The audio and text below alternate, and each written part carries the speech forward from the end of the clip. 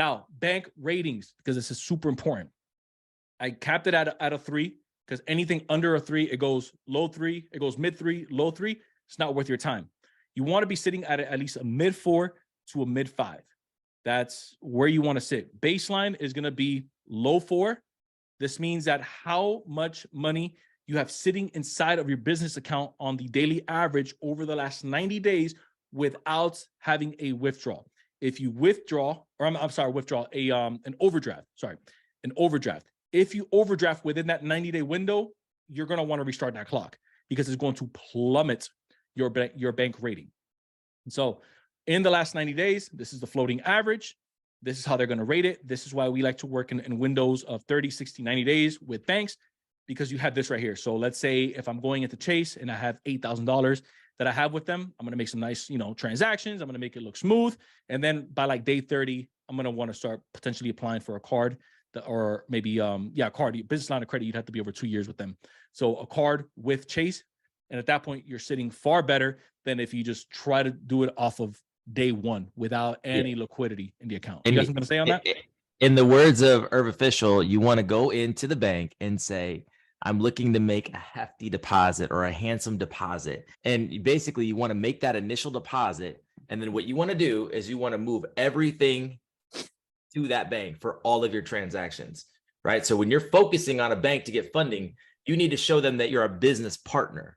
Okay. Yeah. Right now we're in this fractional banking system where if you lend 100, they can lend 1,000, right? So if you give them 100, they can lend 1,000 as of right now until these banks collapse. Hopefully they don't collapse, but we're having a big liquidity crisis. Bottom line is that hefty deposit is nice, but they want to see, are you an active partner of the bank? Are you a resource for the bank? Why should we lend to you if you're not putting money into the bank? Not just sitting in a pot of gold, knowing that you're going to, try to get funding and then bounce, right? You need to add something to the relationships. Banks are relationships. Relationship banking is not just dating them before you marry, but also proving that you're an actual business partner of theirs. So when you do that initial bank deposit, that's a huge internal score. But the other thing is do you have direct deposits? Do you have ACHs going on? What are you doing? The bottom line is don't try to go after all these banks at one time. Pick 1, 2, or 3 at the most, and then just focus on those 3. But you also need to know, where are they pulling your personal credit from? Because if you're dealing with Wells Fargo and then you're dealing with, Fresno, like these are 2 different banks going on, right? So like you guys need to know, who are they pulling from? So that way, when I go for funding and they pull from my personal credit, they're not all pulling from Equifax, or they're not all pulling from Experian. And then also knowing, are they pulling at also a business credit bureau? And if so, what are they looking for on that business bureau? So that is why data, write this down. Data is the new oil. Yep. Data is the new oil. If you had the data, you would be a multimillionaire right now. You don't have enough data to be a multimillionaire right now, because if you did, you'd walk out that data, you'd implement, and you'd be that, right? So we're all on the quest for information, putting the pieces together. This right here, this 4-week series is going to give you all of the pieces to the puzzle. Then you just have to execute.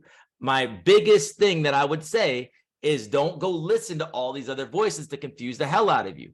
If you like this group, if you like what we stand for, if you like our approach, stick with this model, okay? Put your blinders on, cover your ears, okay? You need to actually protect your brain, eyes, and heart here, because there's going to be so many people in this industry saying, oh, I can get you $250,000 in funding easy, or I can do this, I can do that. They could be putting fraud on your apps. They could be shotgunning your apps out. They could literally not care about anything, just getting a high percentage from you. And most of these things are business credit cards with Elon Financial. Listen, all of these people are doing business credit cards at 0% with relationship bankers. It's business credit cards. And if they say all this non-PG shit, it's all fluff. Don't believe it.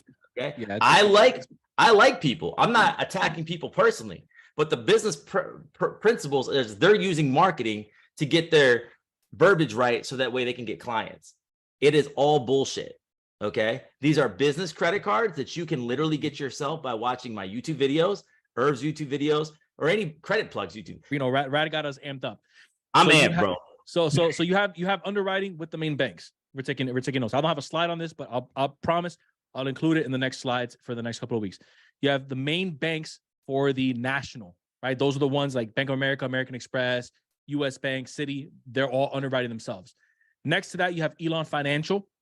Elon Financial is going to cover the majority of like the credit unions and the small banks that you tend to see around town. Next behind that, you have TCM, which is Total Credit Management.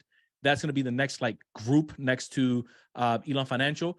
Next to that, you have another region, which is HTLF. That's going to give you, and again, I'll give you guys the list when we get into it. That's going to give you a list of like 12 different regions. And then lastly, you have FNBO. Those are literally the top 5 banks that issue their own underwriting in terms of regions or in terms of like their own database, their own system. If you guys can get that, you'll never need to like watch another piece of content because you understand how the system flows and how it works. I hope that wasn't too geeky. Was that too geeky, Brad? No, it's perfect. Okay, good deal. So leveraging local, mid-size, and big banks through geo-restriction loopholes. I love this part right here. So here's a couple different loopholes that you guys can use. And by geo-restrictions, I mean, if US Bank doesn't, let's say US Bank isn't located in New York or in Florida, that means that there's a geo-restriction of you being able to, let's say, open an account or apply for certain products with them. Some of the side steps that you guys can use is, I know that Rav's covered this quite a bit in his channel, is setting up your foreign entities in the states where that footprint is available. So if US Bank, let's say, isn't available in Florida or New York, but they are available in Cali, again, if it makes sense for you, or another state, it doesn't have to be Cali, I just know that they underwrite in Cali, you guys can go ahead and set up that foreign entity in that state, right?